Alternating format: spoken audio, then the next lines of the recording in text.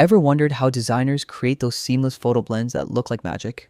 Today, I'm going to show you exactly how to combine and blend photos in Canva, step by step, so your images look polished and professional.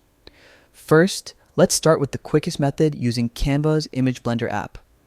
Begin by placing one image on top of another. Click on the top image and open the Image Blender app. Here, you can experiment with different blend styles like linear or radial. Adjust the sliders until the images merge perfectly, giving that smooth, dreamy effect. It's automated, fast, and works great for quick projects, but what if you want more control over the blending?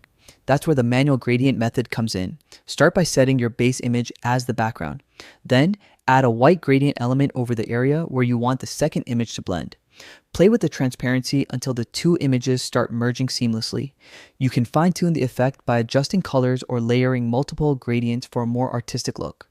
This method takes a bit more time, but the results are completely customizable. By combining these techniques, you can create anything from subtle overlays to dramatic photo blends, all without needing complex software. Canva makes it surprisingly simple to make your images pop and stand out.